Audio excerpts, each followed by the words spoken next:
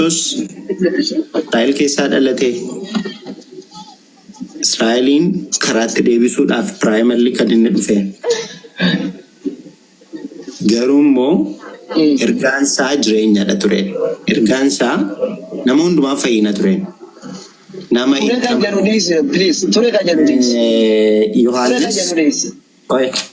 Yohaannis tokko 12 naa dubbise.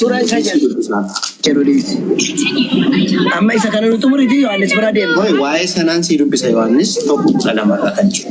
No gaaffiin si gaafadhee saroonni eenyu ijoolleen eenyu siin jedhe dubbii gabaabaa sannaa himiti. San booddee itti deemta kan biraa ibsatti.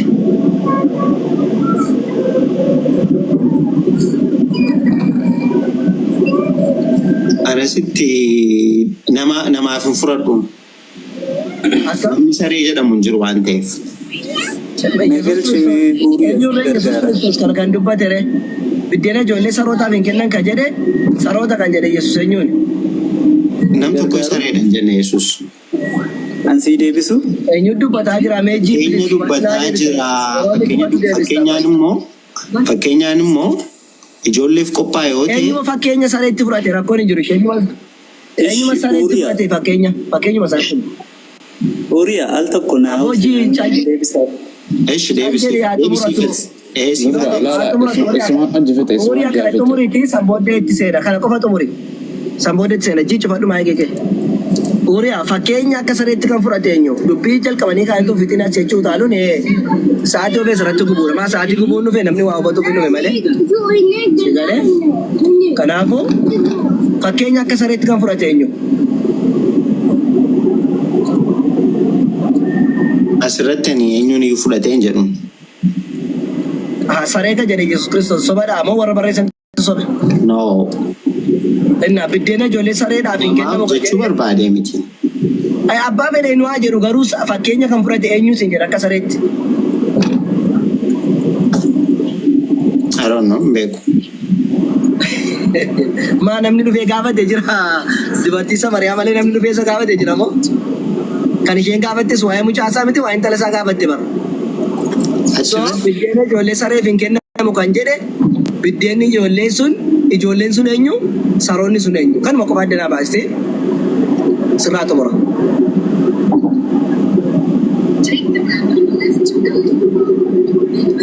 Naadar boo jette nama biraatti dabarsa ila fe'n jedhee kalaas. No, ila fe'inyitu hin ta'ini. Ila fe'n jechuunis rakkoo qabu ila fe'n jedhiti on deebisa jecha jecha asirratti na dhaggeeffadhuun akkuma sitti hime. Kiriima Yesuus jalqaba irratti kan inni dhufe Israa'eliif akka ta'e beekamaadha. Jechuun Israa'el daandii irraa badan daandiitti deebisuudhaaf isaaniif abdachiifamee dhufe. Kana jechuun garuu inni fidee dhufe Israa'eliif qofa hojjetaa miti. Qofa jedhe kaanni Israa'eliif qofa jedhe. No, qo'i kaa dhaggeeffadhu.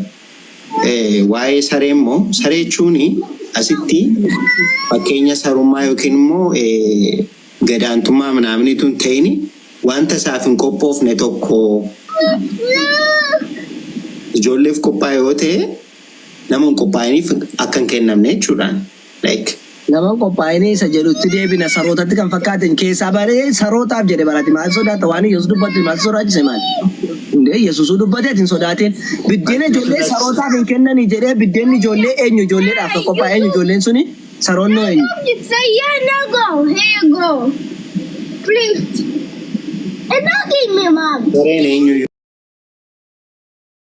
miti. Give me my. Shivaka.